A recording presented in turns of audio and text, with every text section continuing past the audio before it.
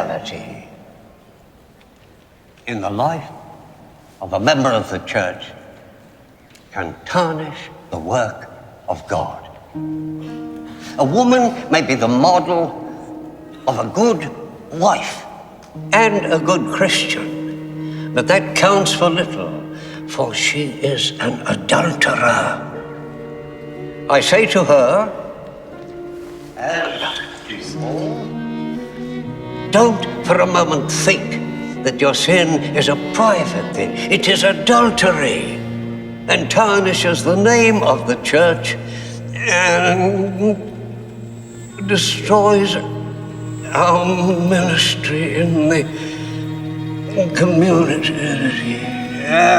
It destroys our ministry in the community. Either way, your infidelities need to be brought to the light. And I have been given that responsibility. You are not only breaking the commitment you made to each other, but also the one you made to God.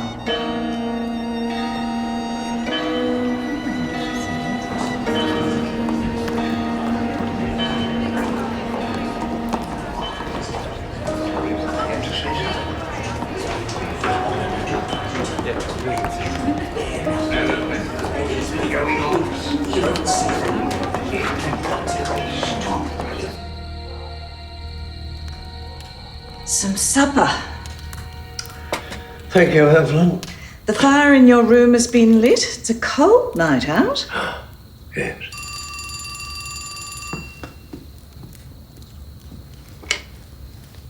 Hello? There's no one there, Cyril?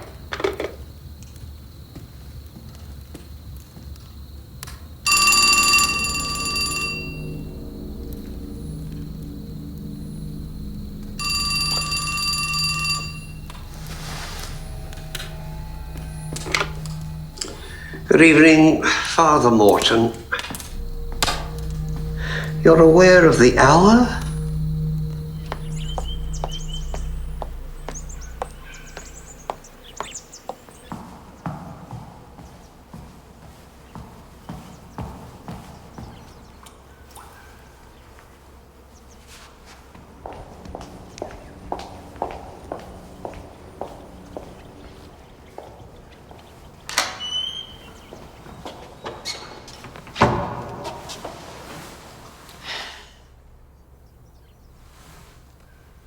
Forgive me, Father, for I have sinned. It has been several months since my last confession.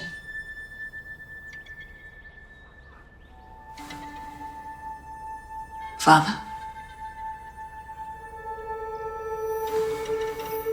Father Morton?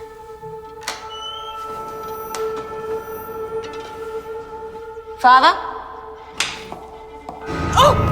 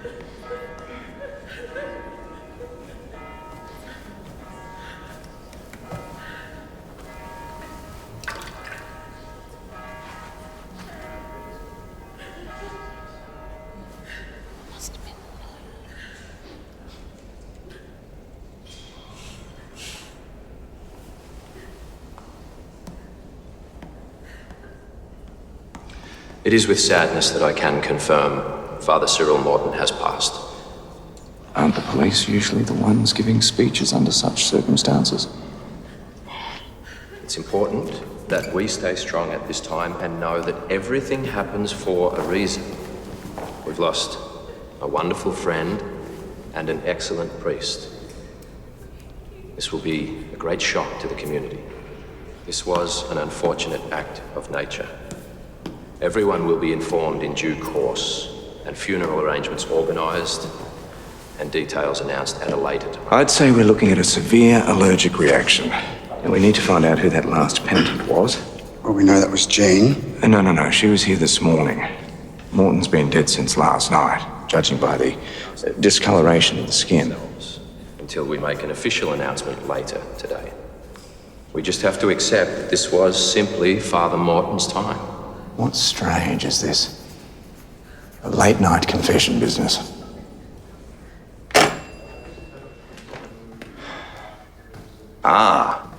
Didn't fancy church this morning? I had other matters to deal with. Pity, because things don't quite add up at Sacred Heart. Hope you're taking notes on this, Davis. Yes, sir. You'll be handling this, I'm otherwise occupied. Everything all right? I'll let you know if it isn't. So, what doesn't add up? Well, the time frame, this whole late-night penitent thing. What do we know about Father Morton? Nothing at all. I haven't set foot in church since I arrived here, except for today. There's Morton's death certificate. You better get Blake to sign it. Well, hang on a moment. Thank you, Charlie. I might need to perform an autopsy. The church doesn't want one, Blake. And besides, they're expensive and in this case unnecessary. Boss, I'd like to speak to someone. how can we help you, ma'am? It's about Father Morton. I'm his housekeeper. Was. And I'm the reason he died. Right. Cyril, Father Morton went to meet a penitent at the church late last night. And who was that penitent? I don't know. I overheard you saying that he died of an allergic reaction. Yes, that's right. I gave him some fruit on his way out. It was new to the stores. I hadn't seen it before. I knew he had allergy. I shouldn't have given it to him. What kind of fruit was it? I gave him a pear, which I knew he wasn't allergic to. The other was a Chinese gooseberry. I did this, didn't I? Evelyn, fruit allergies can bring about severe reactions, certainly, but having said that, so can a number of other things. I imagine we'll do an autopsy then. Dr. Blake, this is Mr. Michaels. He's a surgeon here at the hospital. Ah, hello. Dr. Harvey said only good things about you. Really? Dr. Harvey, you're too kind. It's a pleasure. Mr. Michaels diagnosed Father Morton with a brain tumour several months ago. He'd like to section the brain. See exactly where the tumour is. Yeah, when you're finished, I'll remove the brain, and in case it inform on overnight to fix it, then I'll section it. The church has consented. Right. Well, then we'd best get started. You mentioned a possible food allergy on the phone. Yes, anaphylactic shock. Morton's housekeeper is afraid he may have died from eating fruit. A Chinese gooseberry. Kiwi fruit. It's from New Zealand. He could have easily been allergic and not known it. If it is a food allergy, we'll be looking for a pulmonary edema in the lungs. Yes, or cerebral edema. I'll start by making an incision into the thorax. Very good. Hey, wait a minute. What are these? Urticaria, perhaps? Hives caused by his allergies? Yes. Bear with me a moment.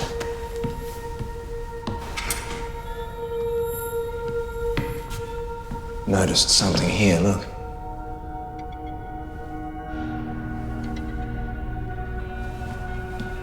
Look at that. Bee stinger. There's at least 20 stings here. Do you happen to know if Morton was allergic to apitoxin?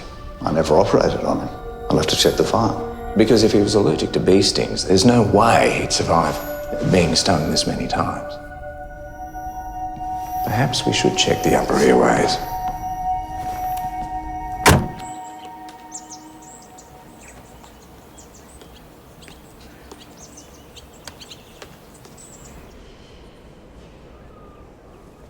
Charlie.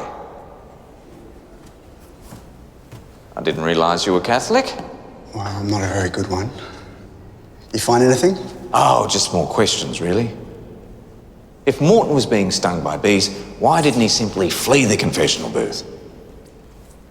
As you know, the priest would take his seat on this side of the booth, the penitent right next door. Well, as far as I can remember. Doc, you got any ideas what's wrong with the boss? Your guess is as good as mine, Charlie. I reckon there's something he's not saying.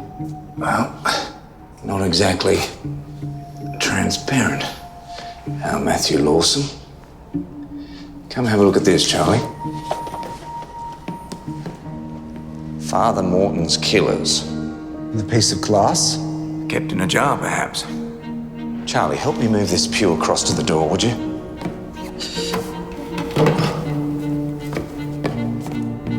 Well, that scratch has definitely been made by this pew, I'd say. And look at the height of it, Charlie. All they'd need to do is position at the back of the pew under the door handle here. I think the penitent waited in their side of the booth until Father Morton was seated. Then they opened the door to Morton, and they threw the jar of bees in, and they barricaded the door.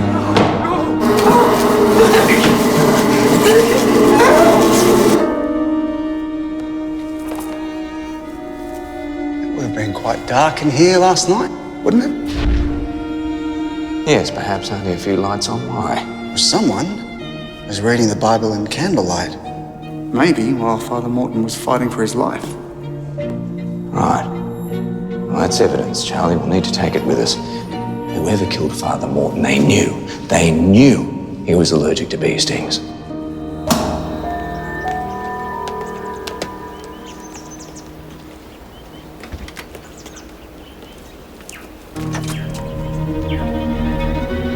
Charlie? You have got to be joking.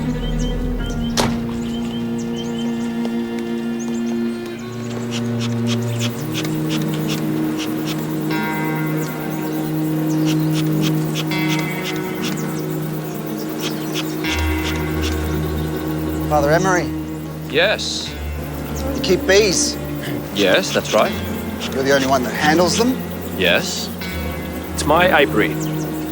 I set it up when I arrived around 6 months ago. Right. Were you aware Father Morton had a bee allergy? Yes. But Cyril never came near the apiary, that was a given. I see. The autopsy revealed he died from bee stings. Now, you say you were aware of his allergy, and yet you set up your apiary where he spent most of his time. I spoke to Cyril about setting up the apiary, and he was fine about it. I'll talk to the superintendent. He'll most likely want you to come down to the station to answer more questions. I think you'll find he won't. And why is that? Because your superintendent knows better than to point the blame too soon. Gentlemen.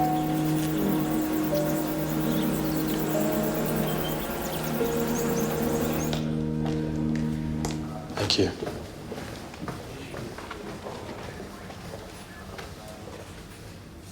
What did the boss say? Stay away from the church. Oh, come on. Once we found out about the bee stings, we had to revisit the crime scene. Yeah, he also said don't steal any more Bibles. Oh. I suggested we bring in Emery for questioning. And? Well, the Archbishop in Melbourne apparently suggested that we didn't do that. Oh, of course. What about that mark on the floor, right by the confessional booth? Lawson doesn't believe Emery would use his own bees to kill a priest. Really? Why is that? Because he's a man of the bloody cloth. We know this is murder, but we have to be damn sure before we accuse a priest. Go and interview as many of the parishioners as possible. And if you could avoid annoying too many people today, I'd appreciate it. Look. Blake!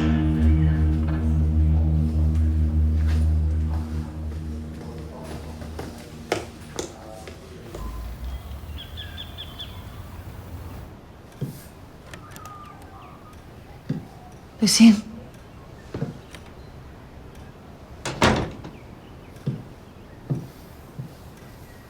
I've been asked to sew the sacred linens for Father Morton's funeral. Well, me and the rest of the sewing circle. They'll be coming over this evening, if that's all right. Yes, of course. Father Morton baptised Jack and young Christopher. I am sorry, Jean. You'll find out who did this. I promise you I'll do my best.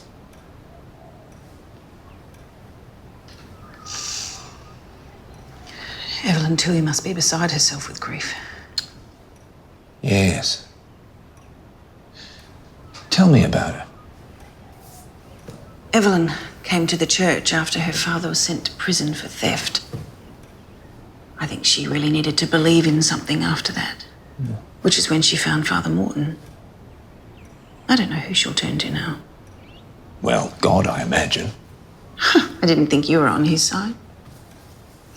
No, but Evelyn is.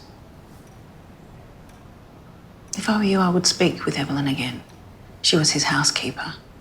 She probably knew him better than he knew himself.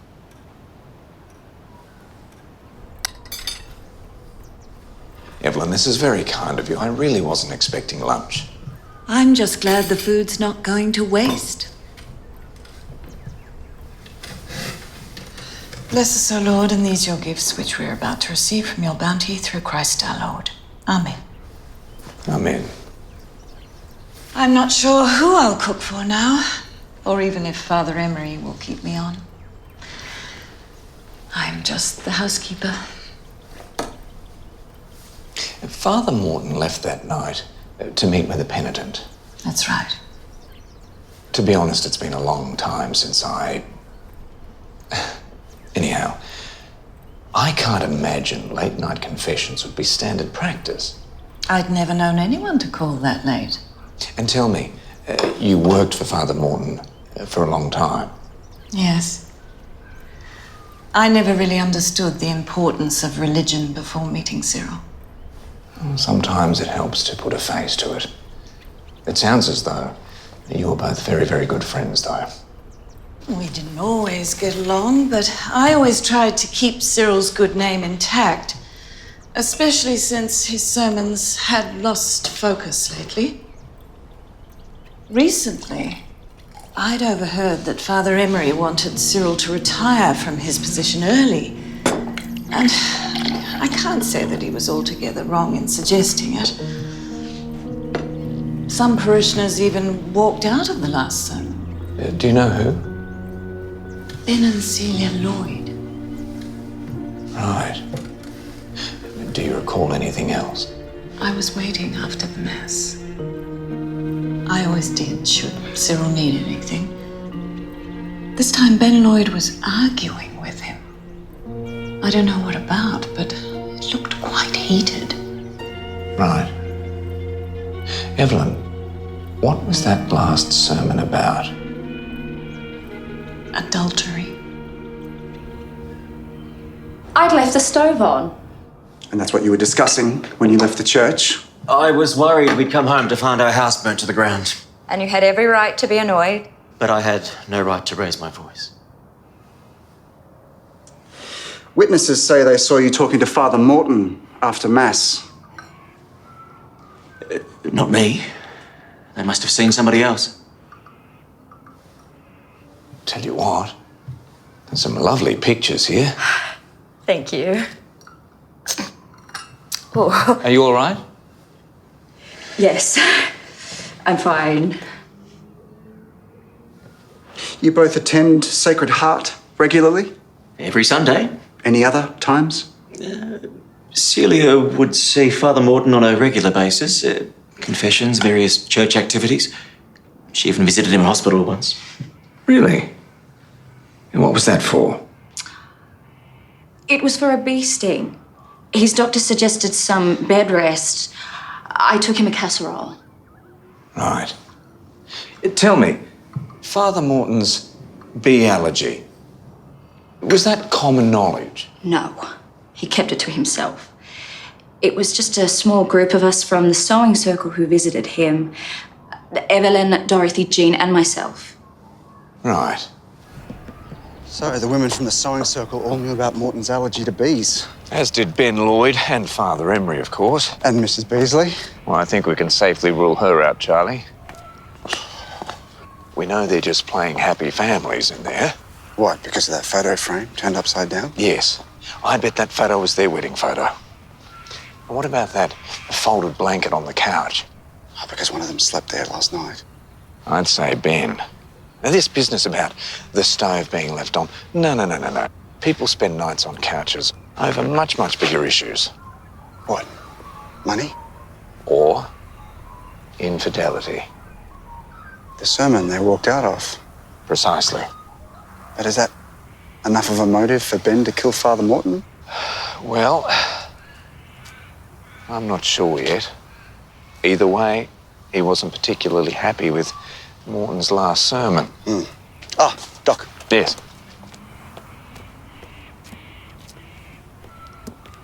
Got it from the library. Oh, Charlie, well done. Thank you.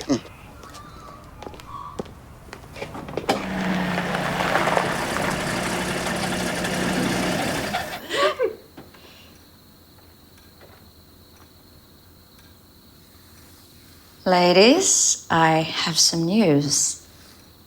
I'm pregnant. Oh, Celia, congratulations. Oh! That's wonderful news. Thank you.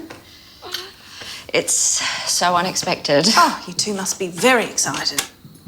Oh, yes. Oh, Ben will make a wonderful father. First child. It's such an exciting time. It is cause for celebration, you know. Celia, what's wrong? I'm not much in the mood. It seems unfair considering Father Morton's passing and poor Evelyn. Is there something else? The truth is, I haven't told Ben. Ladies, I am sorry to interrupt. I seem to have misplaced my newspaper. I threw out this afternoon's newspaper, I see. as I do every evening. Lucien, this is Dorothy Turner. Ah, Dorothy, an absolute pleasure. Lovely to see you here, Mrs. Lloyd. Thank you. I trust you're feeling better. Actually, Doctor, I'm expecting. Well, congratulations. How about that? Wonderful news. And I see the church linens are coming along beautifully. We can thank Dorothy for being such a taskmaster. We'll be lucky to get this made before the funeral. Ah. Well, in that case, I should leave you to it, eh? Ladies. See you next time. It was so lovely to have you here. Thank you, Jane. Bye, Dorothy. You take care of that step there. Celia, Jane. Look after yourself.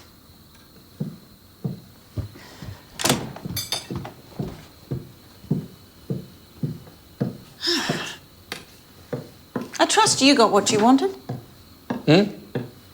Oh, the paper. I'll see tomorrow's edition. I don't appreciate you treating my friends as suspects. I imagine you can do as you like. You're not accountable to anybody. I'm accountable to you, Jean. I know you want me to find out what happened to Father Morton. Unless, of course, you think God was responsible. Well, he is, in some ways. Well, I admire you, Jean. Being able to forgive God so effortlessly. What about your lovely friend, Dorothy? That injury of hers, it's permanent, is it? Yes. I wonder, has she forgiven God? It's not God she needs to forgive. It's her late husband. He was a horrible and violent man. And on one occasion, he shoved her down a flight of stairs. She's always kept that to herself. Goodness me. Well, there you are. Proof that man can generate evil all on his own. What happened to the husband? He died in a car accident soon after that. Mysterious ways. There's something about Celia that I should tell you. Oh, hold that thought. I'll get it.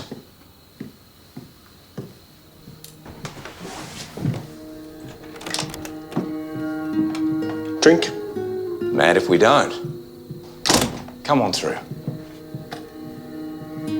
Jean. Oh, Matthew, what a lovely surprise. Hope I'm not interrupting. No, never. In fact, you're here just in time to help settle a small debate on religion.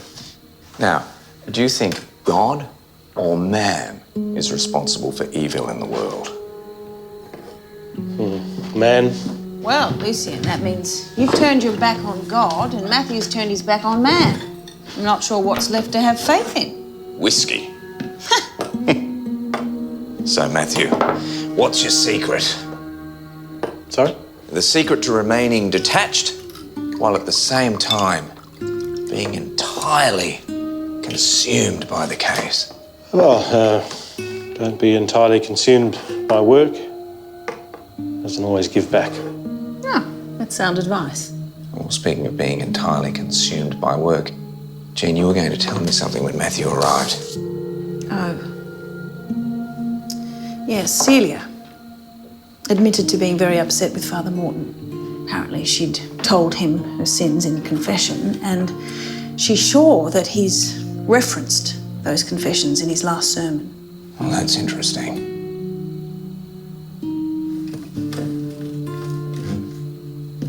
Look, let's say it's Father Emery. This is Father Morton. And these are some of the congregation who knew about Morton's bee allergy. Now, there's Celia and Ben Lloyd. And we have Dorothy Turner. Now, the Lloyds walked out during Morton's last sermon, which focused on infidelity. Now, Celia, she was the one who confessed regularly. I suspect she told Father Morton. He took that information and wove it into his sermon. Now, let's not forget, Dorothy Turner, she has a secret of her own about how she came to be disabled. Now, perhaps Morton was going to reveal her secret too. The point is, whoever killed Morton, I think, had one hell of a secret to protect. Secret worth killing for? Makes you wonder though, doesn't it? What was Father Morton thinking, betraying his parishioners like that? That's if he was thinking. Good God, Matthew. You're quite right.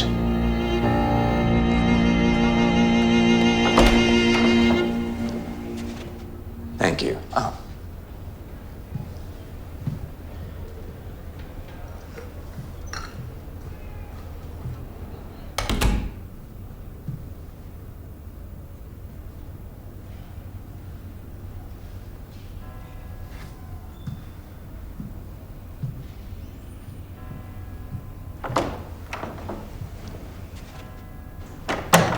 Sorry to keep you, Dr. Blake. No, not at all. Good to see you, Mr. Michaels. You mentioned on the phone that you needed more detail on Morton's brain tumour. Yes, I was curious as to the exact location of the tumour. I was going through Morton's medical history and I found a name. Thomas Blake. Any relation? Yes, my father. He was Morton's doctor for a while. Oh, I wasn't aware. Morton's tumour was in the early stages of infiltrating his frontal lobe. Right. Which means disinhibition was potentially a factor. Going off on verbal tangents, making inappropriate comments, poor impulse control. And not the sort of problem a priest would want to have. Excuse me. Certainly. Yes? It's for you. Thank you. Blake?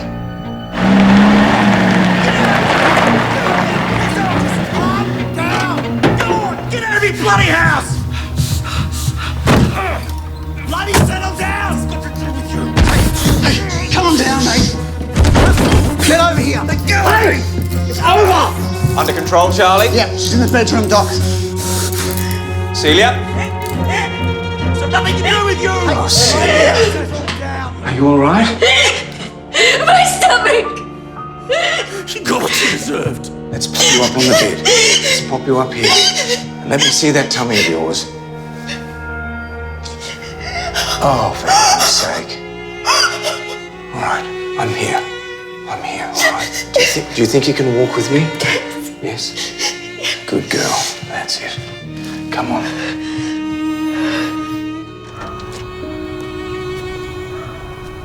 I was in the area when I got the call. As soon as I heard the address, I got the station to call you. Good man. Well, it looks like Celia got a couple of decent shots in as well. That was me. Right. Well, Ben was clearly very focused on what it was he set out to do. What? Beat his wife to a pulp? No. He was aiming fairly and squarely for her abdomen. He didn't set out to hurt her as such. He wanted to kill the baby. Celia was having an affair. She told Morton. Morton revealed her secret. And then she announced she was pregnant. That seems like a good enough reason to want to kill Morton. And Ben knew of Morton's bee allergy. Celia, we'll come back tomorrow, won't we? Yes.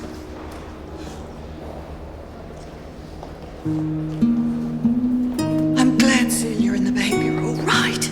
Horrible business. Yes, indeed. Jean, I wanted to give you these. I know your Dr. Blake is looking into Cyril's passing. They're complaint letters from Father Emery to the Archbishop. I overheard Father Emery talking to Cyril, saying he was going to complain. Father Emery gave me the letters to post, but I just couldn't, knowing what was in them. Now I think they might actually help the police. I'll make sure the doctor receives them. So Father Emery wanted Morton removed from the parish. Well, that's if Evelyn's telling the truth. I did a background check on her. It confirms what we know, that her father went to prison for theft. He stole a substantial amount of money and a porcelain doll. A porcelain doll, Charlie. Not something you'd imagine a grown man would be particularly interested in. Perhaps Evelyn stole the doll, and she let her father take the fall. And if she lied about that, she could well have been involved in Morton's death. But she came into the station and confessed to killing him. I mean, she wouldn't do that if she was innocent. Charlie, confessing? That's a wonderful alibi. She might have written these very letters. Maybe we should steam them open. It's the Queen's mail, Blake, and we don't have a warrant. I suggest you delve deeper into Ben Lloyd's past. Yes, sir. Lawson, what's going on? Nothing. I just want to make sure that Father Emery is accorded due process. But those letters... Due process. If you go off on one of your tangents, the Archbishop will be all over us. Well, what if Charlie and I just had a friendly chat with Emery and not mention the letters? Feel free. Matthew, if you don't mind me saying, you've spent an awful lot of time on the phone today. I'm just asking, is everything all right?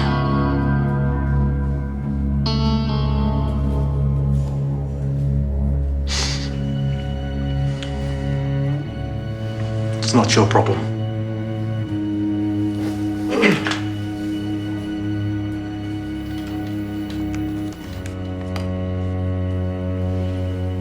I had noticed that Father Morton was struggling with his sermons. Yes. It's been reported that confessional secrets were revealed during those sermons. You don't seem surprised, Father. I had my suspicions. Canon law prevents a priest from betraying the penitent in any way. Yes, of course. You wanted to report it? Yes. I wrote letters to the Archbishop in Melbourne, but I never received a response. Apart from those sermons, did you feel overall that he wasn't performing his duties as a priest? Latin is not a language people understand anymore. And I'm guessing the Archbishop remained silent? Yes. So I kept an eye on the father. I expected that at some point he would retire. And you would have been next in line to take over? As the only other priest here, yes. That would have been a step up for you, wouldn't it? I'm only human. But my concern was for the church. I was trying to deal with the matter in a way that did not damage anyone's reputation. Morton never complained about you. I'm sure he did. I'm sure he felt that my approach was perhaps too modern. So you didn't always see eye to eye. We can still love our neighbours, even when we disagree with them. I can get angry at God sometimes, but it doesn't mean that I'll walk out on him. Do you have any idea why someone would want to kill Father Morton? No. Murder is a mortal sin, and my poor Ligurian bees just make honey. They don't kill people. Ligurian bees? Yes, that's right. Apis, mellifera, syriacea. The bees we found were Cyprian. Emery's bees, Ligurian. Right. Well, I'll try to find out who keeps Cyprian bees in town. In the meantime, listen to this. That passage in the Bible, the page with the candle wax on it, it's Romans 7:7. God forbid. Nay, I had not known sin but by the law, for I had not known lust, except the law had said, thou shalt not covet. Covet, Charlie. Covet. Father Emery wanted Father Morton's job. Exactly. Are these all of them? All except for one. Father Emery's got Morton's last sermon. He wants to read it at the funeral as a tribute, I gather. Well, this one, he seems to be addressing certain members of the congregation. Listen, this Sunday's Gospel presents us with a parable that in certain respects has important contemporary relevance. The parable of the dishonest housewife. He goes on and on and on. Doesn't name names. Well, that could be any housewife. True. Listen to this one. The corrupt means of getting gain. This is by taking that which does not belong to us as our own, also known as stealing. It goes on. God has condemned this practice and has declared that his children should leave it behind with the other works of the flesh. Ephesians 4:28. I think you made a mistake going into medicine, Doctor. I can see it too. The voice, the delivery. Well, thank you so much, Matty. But the delivery wasn't the point. What is the point? I need to know if this sermon, or any sermon of Father Morton's, relates to one of our suspects. Oh, not that I can tell. But these don't appear to be only sermons, but notes that he's taken on individual people. Yes. I mean, here, for example, I'm sure this says housekeeper. The housekeeper was diabetic. Evelyn Toohey's diabetic. I've treated her at the hospital. Right. And look, it says here, the housekeeper committed theft, stole a porcelain doll, her father took the blame. That sounds like Evelyn. She collects porcelain dolls. So it's fair to say then that you may have confessed that to Father Morton. Now, the sermons themselves, the way they're worded, I recall one about coveting. Here it is. Ah, He gave that sermon about 4 weeks ago. And that's the one about adultery. right, which was last week's sermon. And the sermon that was to be given next week was... The sanctity of life. Thank you. So that's 3 of the 10 commandments. Yes. Thou shalt not commit adultery. Thou shalt not covet thy neighbour. And the sanctity of life could also be translated as one of the other commandments, thou shalt not kill. Yes, of course. Thou shalt not kill. Right. Look at this. Father Emery coveted Morton's job. Yes? The Lloyds. Well, Celia. Adultery. Evelyn Toohey. A thief. Whoever killed Morton must have known he was working his way through the commandments. And when Morton posted the topic of what was to be that next sermon, the killer knew that he or she was next in line to be exposed. And here's the thing. That very sermon is about to be read out at Morton's funeral. So Father Emery could be... Next. So all of his sermons were based on the Ten Commandments? The most recent ones were. So based on our theory, if killing was the topic of the sermon, whoever killed Morton must have killed before. Because they confessed their first crime with Father Morton? Yes. They had to stop him before he gave that sermon. Oh, I did a background check on our suspects. No, there's nothing on any of them. Really? Nothing? Well, there is one thing. Dorothy Turner's husband, John, he didn't die from the accident. He died a few days later from surgery. Heart complications from the accident. Right. Oh, and here's that list that you wanted with all the apiaries in the area. There's only one beekeeper with those Cyprian bees. We need to find Emery. He'll be getting ready to deliver that final sermon of Morton's. Whoever killed Morton could potentially target Emery at any point prior to the funeral. And quite frankly, we could use his help with this list of bees. Dr. Blake, what can I do for you? Hello, Father. Just a few more questions, really. Some weeks ago, Father Morton spoke about coveting in a sermon, and I wondered, did he make specific reference to you? Because he thought that I wanted his parish. Yes. Do you know, thou shalt not covet is about the only commandment which focuses on one's intention and not on one's action. I may have wanted Father Morton's position, his parish, but all I did was write letters to Melbourne. We found this open over by the confessional booth. I think someone wanted to make it look like you killed Father Morton. They'd been reading a passage about coveting. For someone who is not a member of the congregation, you certainly seem to have studied your Bible. I have the address of a beekeeper who breeds Cyprian bees. The same variety of bee we found in the confessional booth. I was hoping you might help me. The church does not want to have anything to do with this investigation. But I need to know what happened to Father Morton as much as you do. Thank you. And Dr. Blake, don't let God go because you couldn't hear him when you needed to. Don't let hurt decide your faith.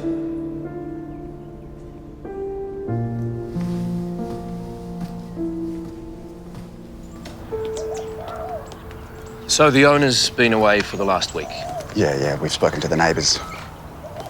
I guess we're hoping to find anything that looks, well, out of the ordinary. I'll point out anything that I see. Thank you.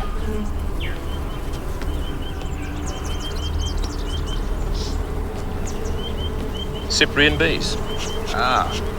There's a lot of activity here, but nothing unusual. What does that thing do? Smoke keeps the bees calm. But we will need to stay relatively still and quiet, no sudden movements. Goodness. It's fine, keep still, that's what the nets are for. Yes, of course. Now, this lid has not been replaced properly. It's definitely been tampered with.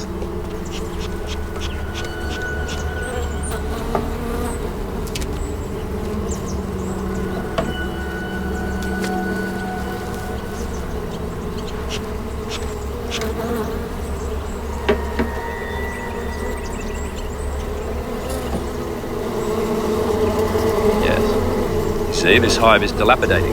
That crowding is not usual in a healthy, concealed hive. Right. Charlie, no fingerprints, but there are finger impressions. I'd say they were wearing gloves. I'll take your word for it, Doc. And cigar ash. Cigar ash, you say? Been used by an amateur to calm the bees down. Yes. Charlie, I think we have our killer.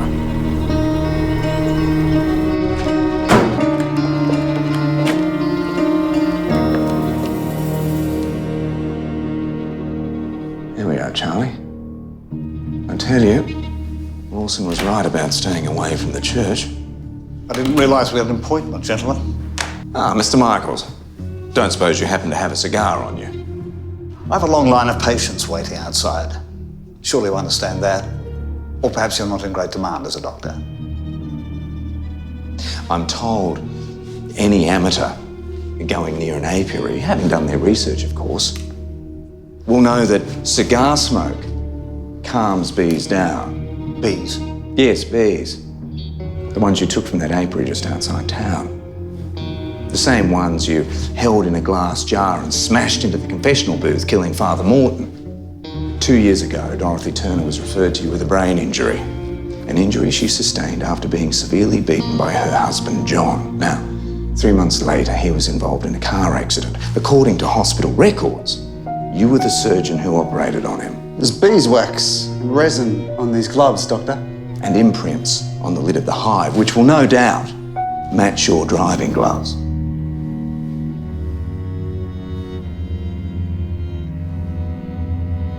Put yourself in my shoes. I operated on Dorothy Turner multiple times to repair the damage inflicted on her by that monster. Yes, I understand he pushed her down the stairs. No. First he beat her, then he pushed her down the stairs. Then he stomped on her head, and then he butted out his cigarette on her arm. That was the last of a long line of injuries. So you let him die on the table and then you confessed all to Father Morton. That is one hell of a secret, isn't it? When did you realise you were in danger of being exposed? I am a doctor. I noticed his symptoms a year ago, but when he started breaking the secrets of the confessional, I knew I had to act. Thou shalt not kill. Clearly, you didn't consider the irony. Morton was aging. He was going to die of that brain tumour within a few months anyway. Oh, I see. So you just help things along. Is that it? Mysterious ways, Doctor. I am simply God's servant. Mr. David Michaels, I need you to accompany me down to the station where you'll be formally charged with the murder of Father Cyril Morton.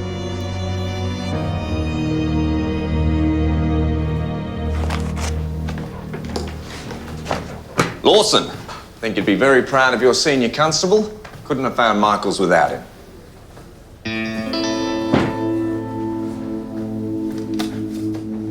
Matthew, what's going on?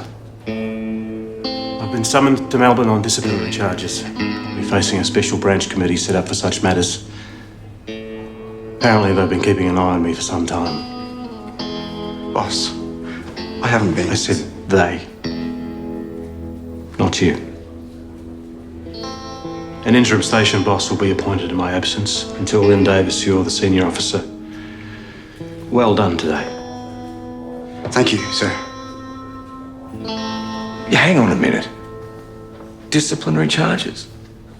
Oh, it's shorthand for police politics. I've become inconvenient. Well, I'll drive you to the station. That's right, I've organised an officer to take me. Oh, I see. Well, I trust you'll call from Melbourne. Let us know when you'll be back. Exceptional work, Lucien. You too, Matthew.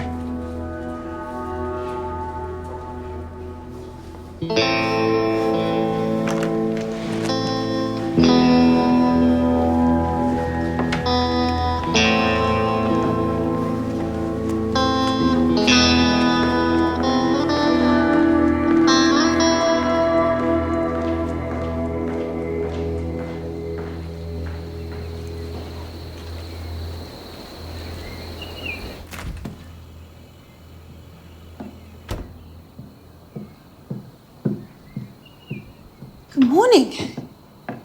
You're up early. Yes, I thought I might take a walk. You know it's still dark out there. Oh, the best time of the day. No one else around. Are you worried about Matthew? Yes, I am. I'll get you some breakfast. Oh, I might walk first, if that's all right.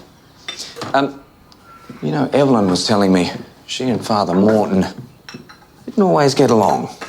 But it didn't stop them from being great friends. Oh, that's true.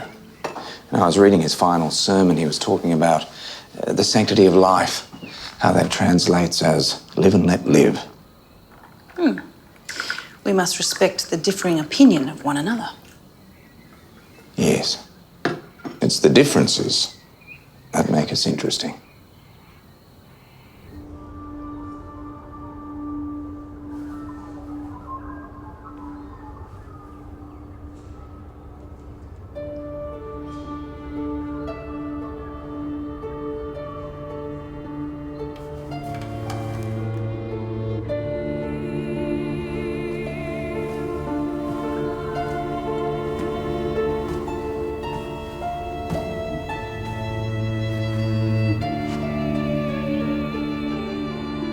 Yes, I know. It's been a long time since I was last here. The funeral, in case you'd forgotten. It's all right.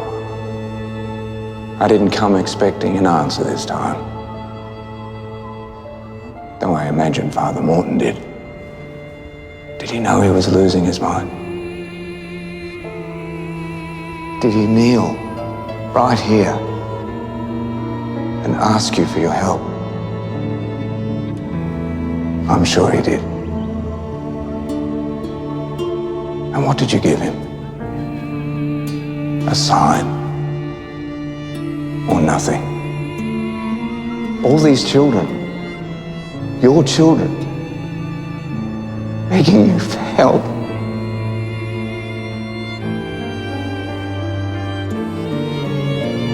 What father ignores his children?